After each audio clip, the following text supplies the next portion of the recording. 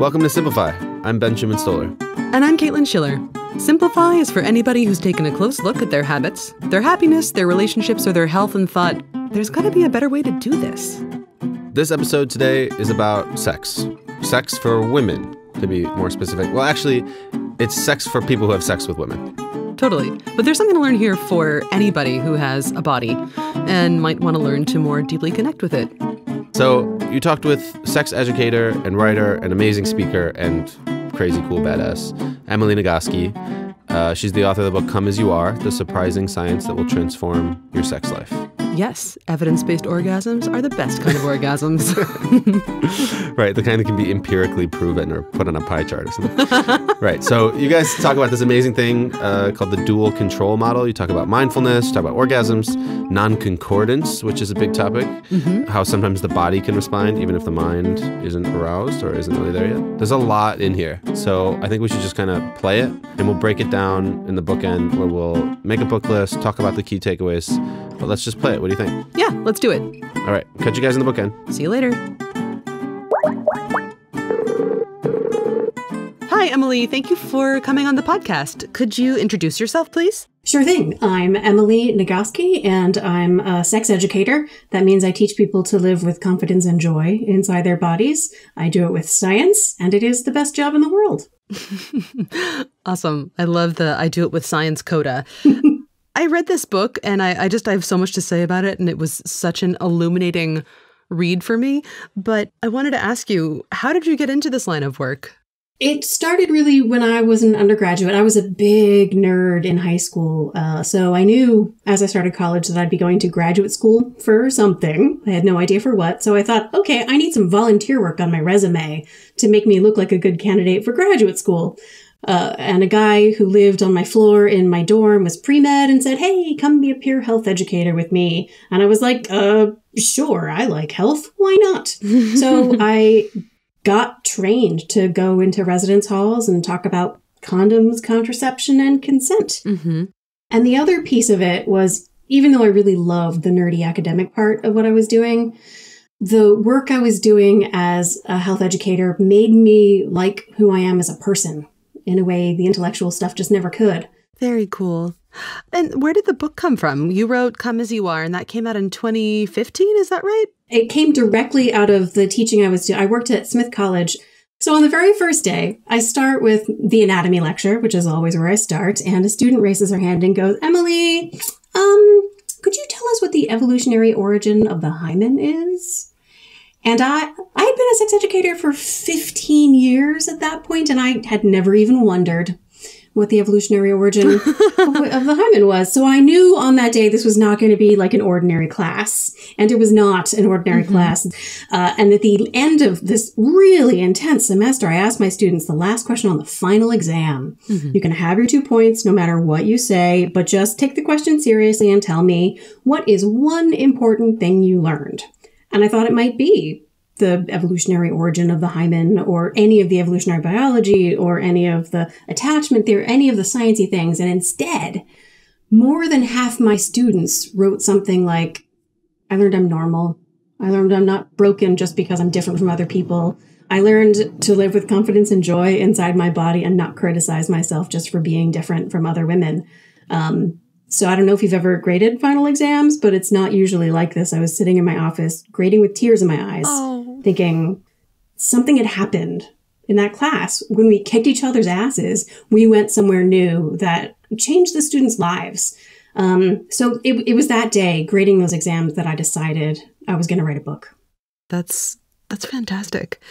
So I love the cover of this book.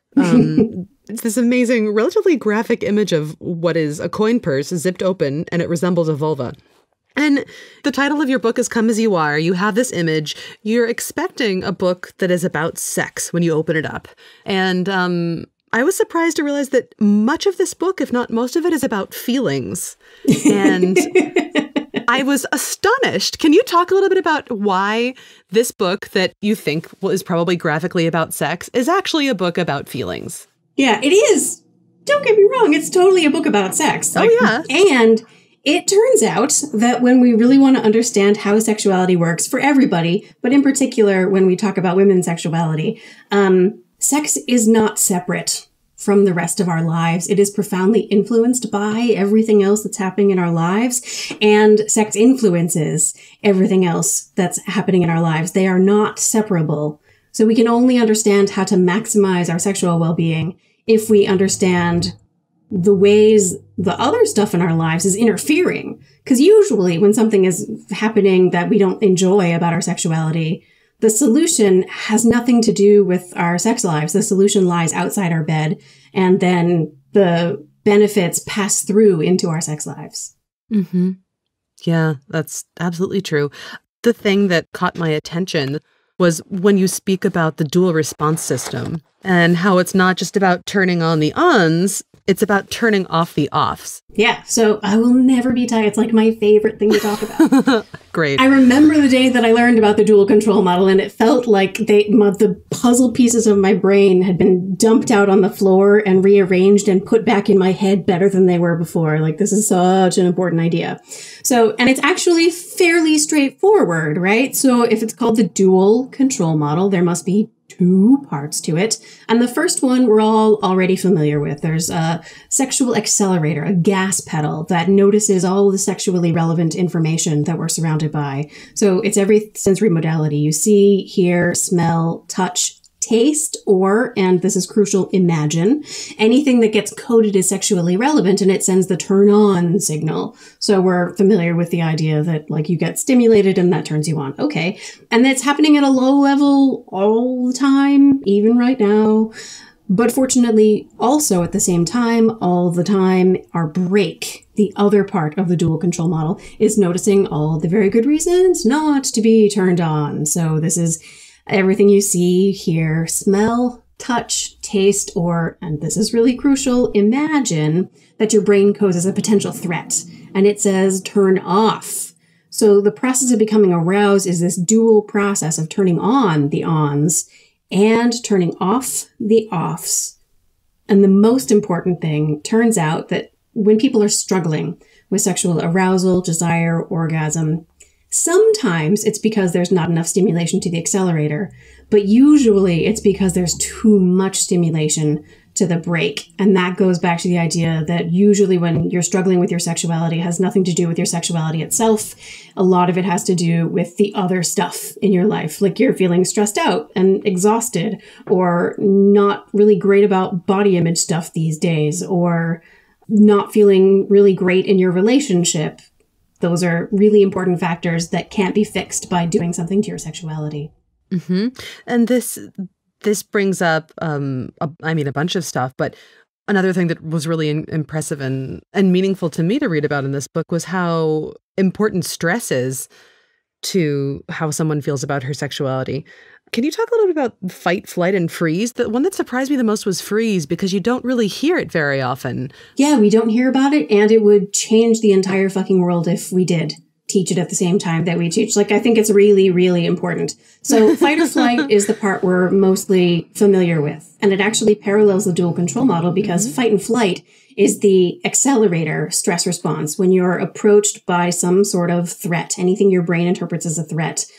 That activates an accelerator, all this adrenaline and cortisol. So like if a lion is charging toward you, that's a threat. You got floods with adrenaline and cortisol. And the point of all these hormones is to prepare your body to run like crazy, because that's the only way that you could possibly survive. So you do. You run, and then there's only 2 possible outcomes here. Either you are eaten by the lion, or you survive. So you take all of these hormones and you run back to the village and scream for help, and everyone in the village comes and helps you to slaughter the lion. And then you eat the lion that night at dinner in a big feast. And then the next day, hand in hand with these people who just saved your life, you bury the parts of the carcass you're not going to be using, giving grateful thanks to the lion for its sacrifice. So that's the complete stress response cycle. Usually when we get taught about fight or flight, all we get taught is flight response. And then what? Nothing.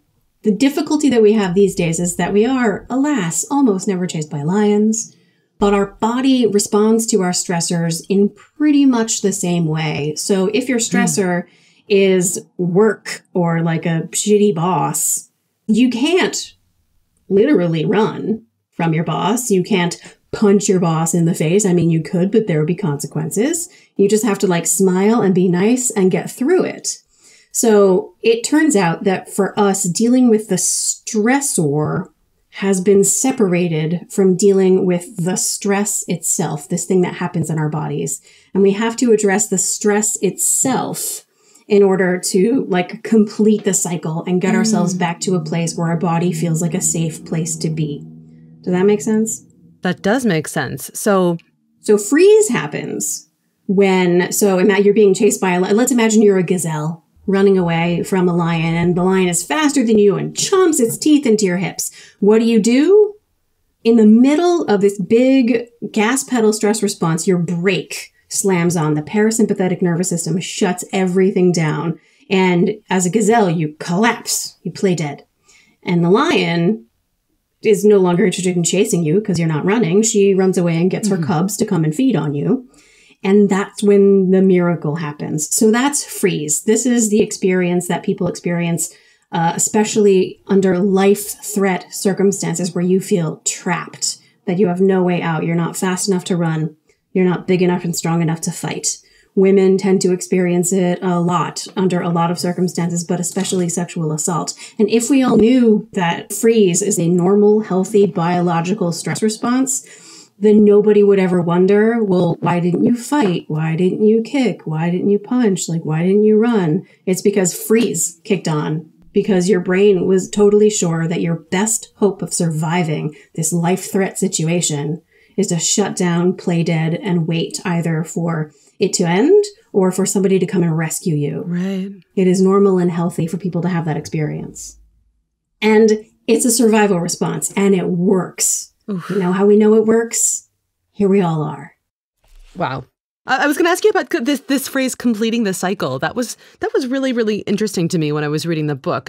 You say that we deal with the stressors, but we don't deal with the stress. And if you don't deal with the stress, what happens is that you can't complete the cycle. And this had never occurred to me as an important part of the process before. Yeah, this actually is, lots of people say that to me. And it's the reason why my next book is about burnout, is about stress. The first chapter is complete the cycle, because this idea is so important, because it doesn't matter how organized your house is or how like effectively and like a grown-up you've resolved any kind of conflict.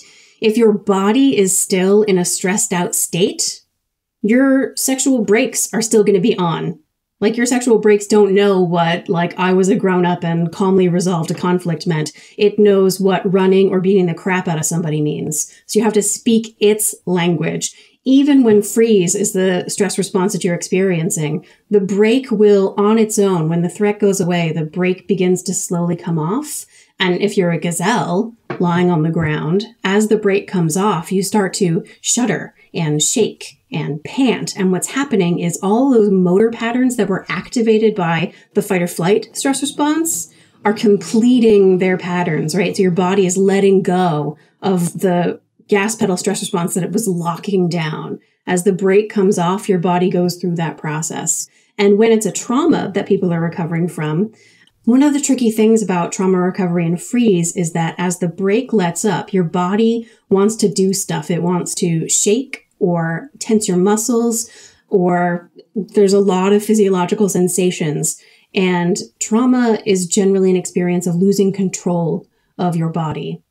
And the experience of releasing the brake is also a process of allowing your body to be in control of itself without you directing it and being in control of it, learning to trust that those sensations are not dangerous in and of themselves.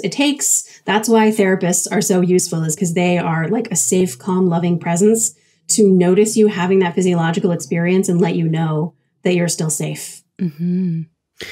Wow. Okay, so we've talked about the dual control model and how the ons need to be on, the off need to be off, and how fight, flight, and freeze can factor into a sexual experience, and how important it is to complete the cycle in order to deal with stress. Then what do you tell people that they can try to do in order to get in their bodies and feel comfortable enough to have the kinds of sexual experiences that you talk about, turning the stars into rainbows, et cetera, et cetera?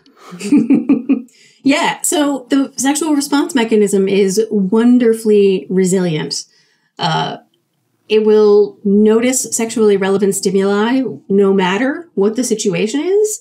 And essentially, so one of the questions I get asked most often is, how do couples sustain a strong sexual connection over multiple decades? Mm-hmm. And the answer is actually fairly simple. One, they're really good friends with their partner. Mm. It's not because they're the people who like can't wait to get naked and rub skins together.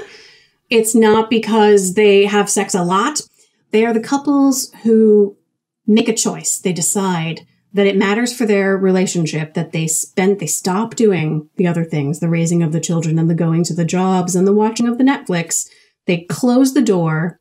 They put their body in the bed with this other person, let their skin touch this person's skin, and cordon off a half hour just to do this, let's face it, sort of wacky thing that we humans do. And they do it because it matters for their relationship. I've started calling it the magic circle. There's, in game design parlance, they talk about this magic circle that people walk into. Mm-hmm. And there's this is psychosocial space that we enter where we shed sort of the mundane aspects of our identities and step into just these very specific kinds of identities. So we step into our sexual identities so that we can connect with our partner in their sexual identity. Magic circles, two things happen in them that are really essential for human existence. The two things that happen in magic circles are ritual and play. These are both highly repetitive, stylized versions of the things we do in real life that seem to have no particular immediate purpose. Like play doesn't have an immediate purpose, except that it's fun and it bonds us to people. So play is practice for our adventures out in the world, and ritual reconnects us with our sense of home, right? And sex is both of those things simultaneously. So when couples can do a good job of sustaining strong sexual connections, it's because it matters to them and they play with each other. About the magic circle, are you working with theories of game design and other ways when you think about sex, or is that the one thing that you've taken so far? I actually wasn't thinking about sex when I was reading about the magic circle. I was thinking about connection overall. Humans, Jonathan Haidt, the social psychologist of all people, describes humans as 90% chimp, 10% bee. We are an ultra social species. A human being alone is not a complete organism. A complete organism of humans involves at least two people. Here's the contradiction. On the one hand, the process of becoming an adult is the process of taking on responsibility for meeting your own needs, right? You learn to control your bowels and produce language, and you learn to walk, and then you learn chemistry, and then you learn to drive, and you go to college, and you start paying your bills, right? The process of becoming an adult is the process of taking on responsibility for meeting your own needs. But humans, being incomplete organisms on their own, have certain needs that can only be met by other people. We have social needs. I'm writing the next book with my sister, who's a choral conductor. And the reason I stumbled into this stuff is because this is what she does for a living, is create for groups of people this experience of union into one through harmony and rhythm. That experience is so deeply powerful. We crave it. We go to church to get it, singing with strangers. And sex is another way to get there. Not all sex is like this. Some sex is just like, hey, let's have some sex. Woo, that was fun. And there's some sex where you are deeply synchronized with your partner, where it feels like your two bodies have somehow transitioned into one bigger body. And that's the magic circle. And what it requires is shedding the mundane parts of your identity and shifting into this one specific way of being. Wow. I had never considered singing to be related to sex in any way, but when you talked about harmony, it made all the sense. I used to sing, and it was one of my favorite things to do, and then I injured my voice, so I don't anymore, but I still miss that feeling of, it's like flying almost, when you successfully slip into the right niche with everybody else who's singing at the same time and create harmony. It's incredible. Yeah, we call it Uber bubble. It's the bubble of love, and that's Uber bubble. Hey guys, it's Ben. Just wanted to let you know that this episode has a perfect companion coming up on this season of Simplify. It is mindfulness and sex expert Dr. Lori Prado. So if you're really enjoying this interview with Emily Nagoski and Caitlin, be sure to subscribe to Simplify so you don't miss all the good stuff like this that Dr. Prado shares in her talk with Caitlin. The science tells us that sexual desire, like other emotions, has to be triggered. It needs to be elicited. So when we accept that sexual desire, like other emotions, can be cultivated, can be elicited, then suddenly, the world is your oyster. You start to explore, wow, are there things that I hadn't considered before that actually can cultivate this? Let's get back to the interview with Caitlin Schiller and Emily Nagoski. See you guys in the bookend. Let's switch tracks just a little bit, and I want to get back to more nitty-gritty sex stuff, if that's cool with you. As women try to connect with their own sexual pleasure, and as people who have sex with women try to facilitate that, what have you found in your research and your experience as a sex educator? What are people expending energy on that they really don't need to be expending energy on because it just doesn't work? Sort of everything.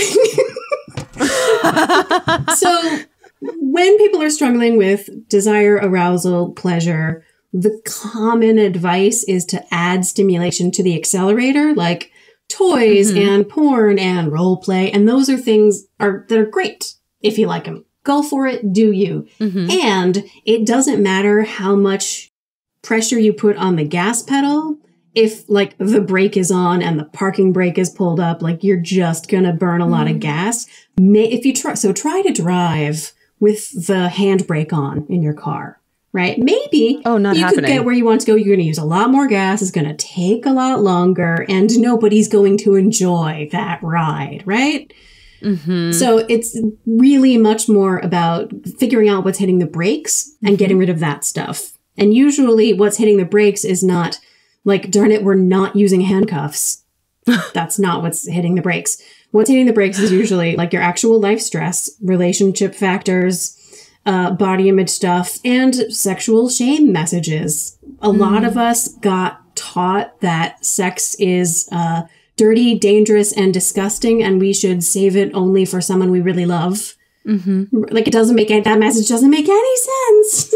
And so we get to a sexual scenario, and even if we don't explicitly believe any of those messages, there they are, making us feel ambivalent about our sexuality. And certainly if you have a trauma experience, that's going to be hitting the brakes. So healing all that stuff is an important part of the process. Recognizing that when you experience a sexual sensation, it also hits these brakes that got planted in your brain when you were a kid and didn't have any choice about it.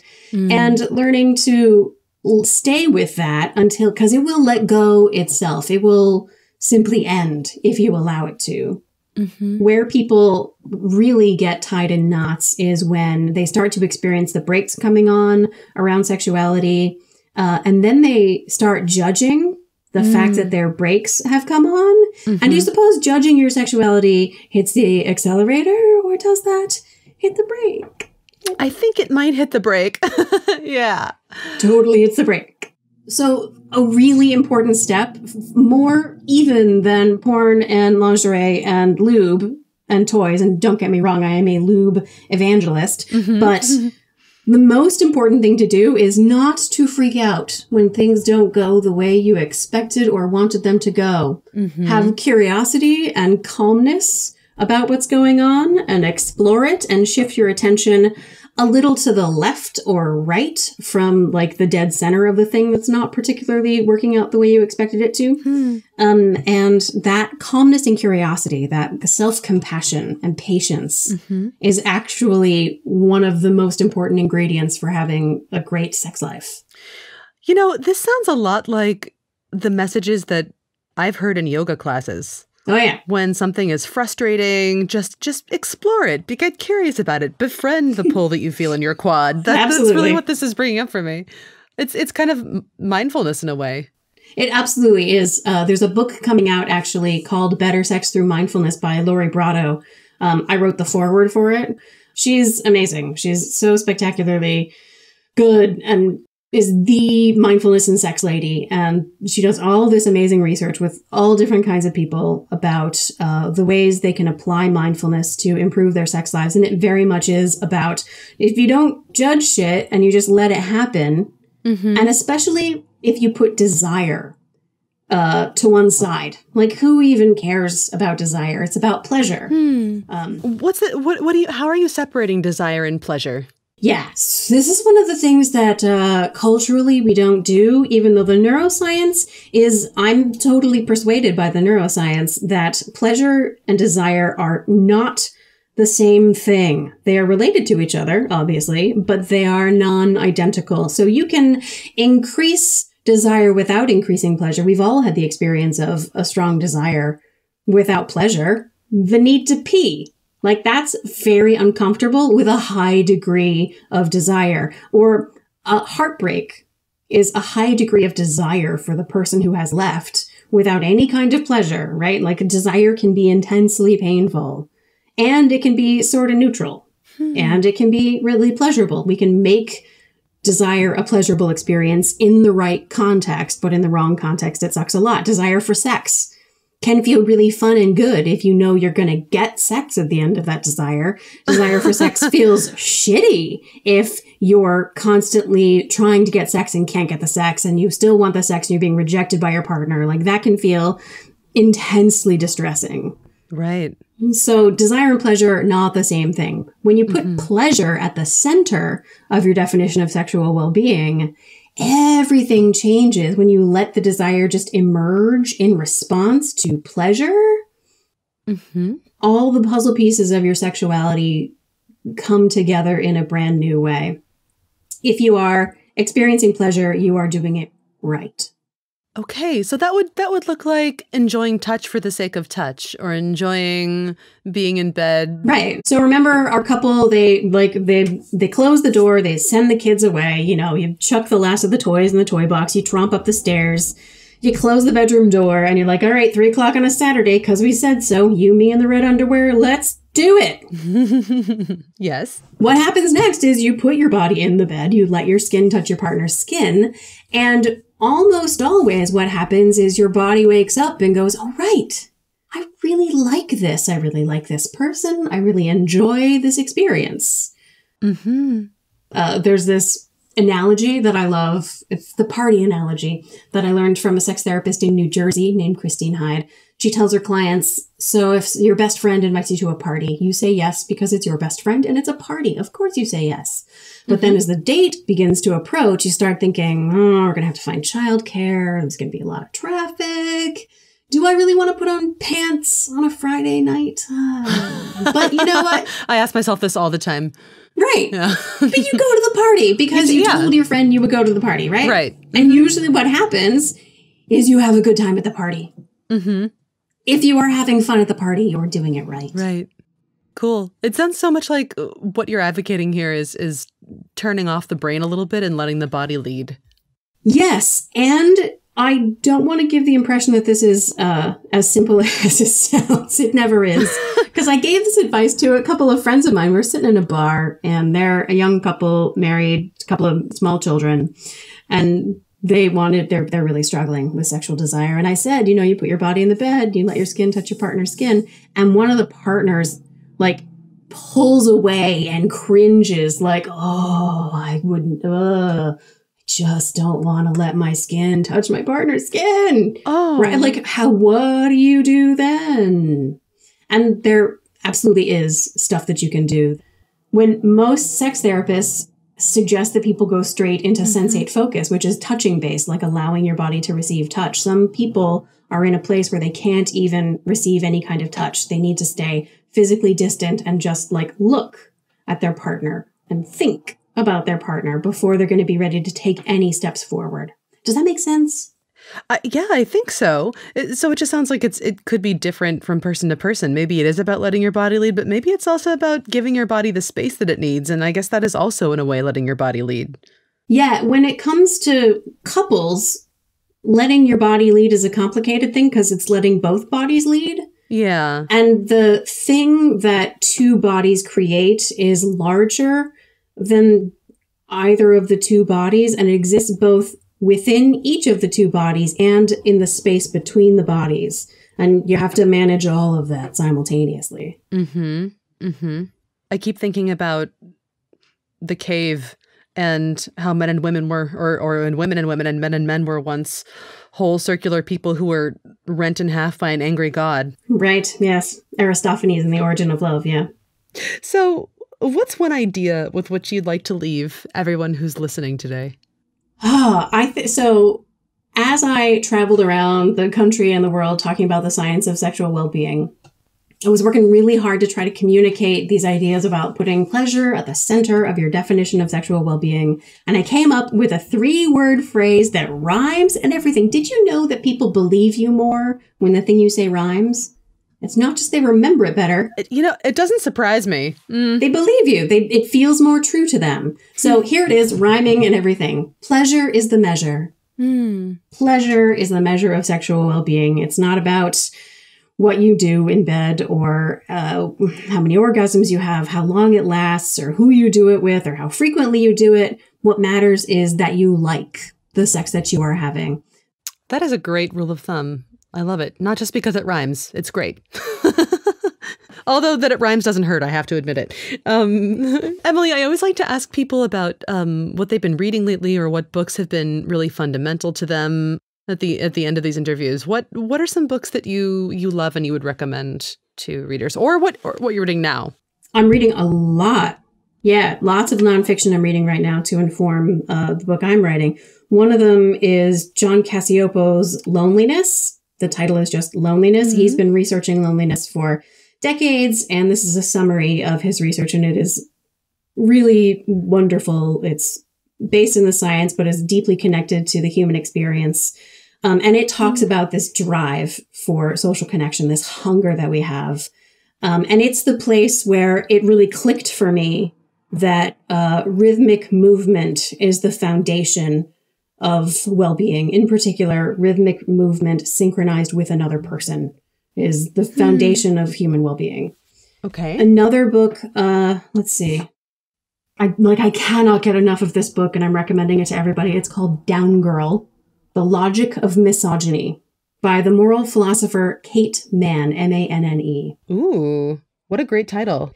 That's going on my Amazon wish list immediately. I don't know how to think without the ideas in this book anymore. Wow. The central piece for me, she talks about this paradigm of human beings who have a moral obligation to be their humanity, right? Because they're human beings, and human givers who have a moral obligation to give their humanity. They cannot possess any resources or control anything. Their job is to give those over, and that includes their own bodies. Their job is to take, and they can't advocate for their own needs. They need to hold on to their needs and not inconvenience a human being with their needs.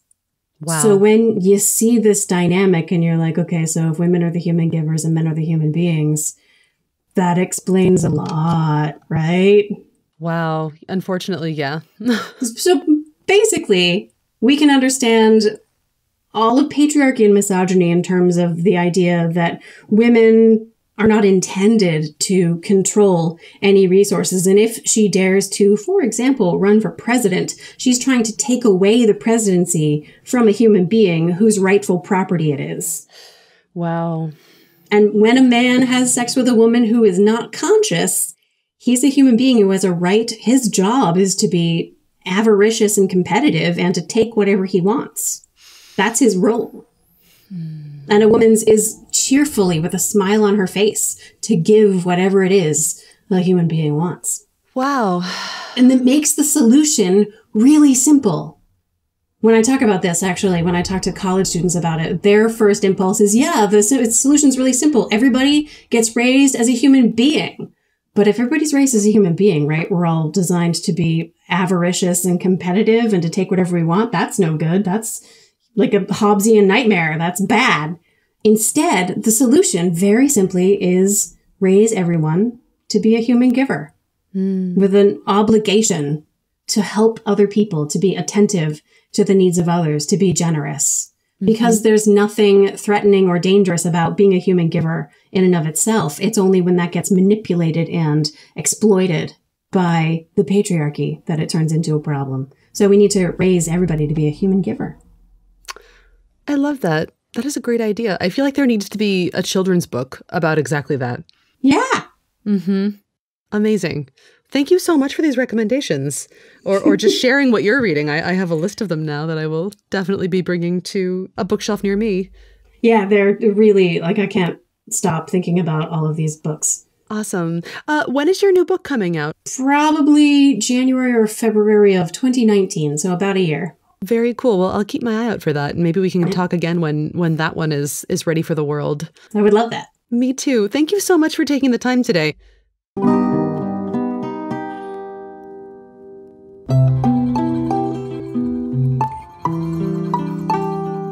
Welcome to the bookend, where we end with books. So, we talked about, well, you guys talked a lot about sex, but kind of more than sex, I would say. So, why did you want to have Emily Nagoski on Simplify? Well, I saw Emily's TED Talk on the keys to a great sex life, and I was really struck by her warmth and how funny she was and how genuine and moving her TED Talk was. So I checked out her Medium and found more of the same, and then I got curious about her book.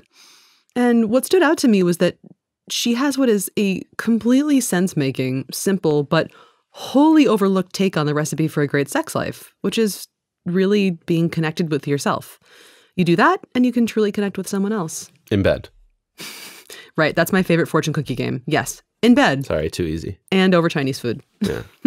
Yeah, and I mean, we're kind of joking about the sex stuff, but there's a lot more in there. I mean, like you said, it's not just about like intercourse. So of all the things that we just heard and, you know, a sensitive topic and things that people care about but aren't always comfortable talking about, what's the one thing that people should really remember from it? Or like, how should people, what's the one thing that people can bring up to start a conversation about it from this interview? Well, first off, it's that you're okay. You're actually okay. And everything is normal. And that sex isn't just about your body. It's about getting the mind and the body on the same page so that you can actually be with your partner in a real way, which is easier said than done. I get that. You have to turn on the on switches and also be generous and attentive to turning off the off switches. And it's hard, but you can do it. It might take some work, but possible. Yeah. I think it would be cool to, just for people to think about the gas pedal, the brake pedal, on switch, off switch, like just that dichotomy, that paradigm. Yeah. That's probably enough to start a conversation. Totally. Well, and it amused me because I was like, oh, this is the only time I've ever heard of a car metaphor applied to a woman's body that I didn't find detestable. Right. Yeah. Shout out to every R&B song ever. So let's get into the books. Yeah. I think there's a lot of different directions we could go with the book. So what do you got? Yeah, let's go there. Okay, so the first one is a pretty straightforward direction. It's Jacqueline Friedman's Unscrewed. She was a guest on season 2, and I will plug her book until I die.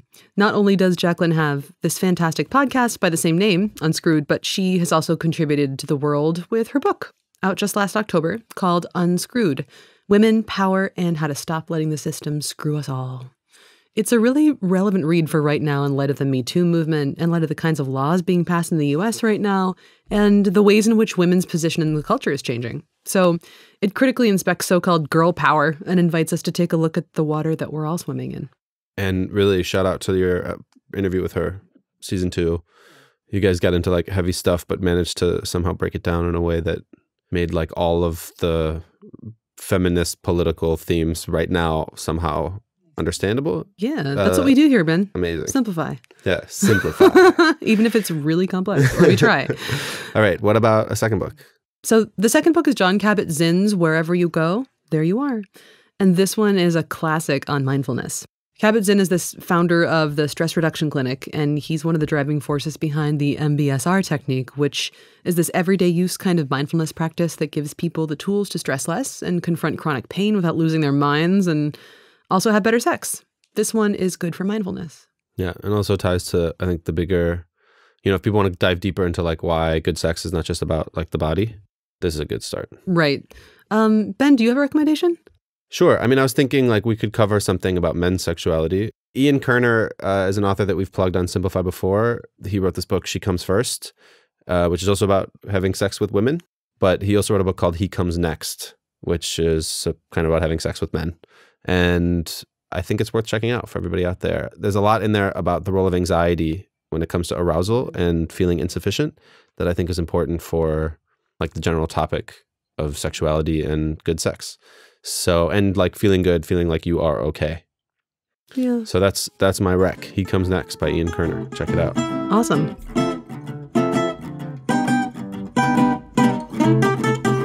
Thanks for listening to this episode of Simplify. It was produced by me, Ben Schumann-Stoller, Caitlin Schiller, Nat Doroshkina, and Odi Constantino, who only drinks water out of a leather water skin that he bought in Morocco. Yeah, it seems really inconvenient, but he likes it. I mean, it's biodegradable, whatever. So if you heard something that stuck with you on this episode, I hope you'll do something for us. Share it. Just sharing it with one person gets Simplify into the ears of somebody who might really appreciate it. Or you. After all, podcasts are conversations. This episode could help you start one with somebody you like. Yeah, and thanks to everyone who's already subscribed.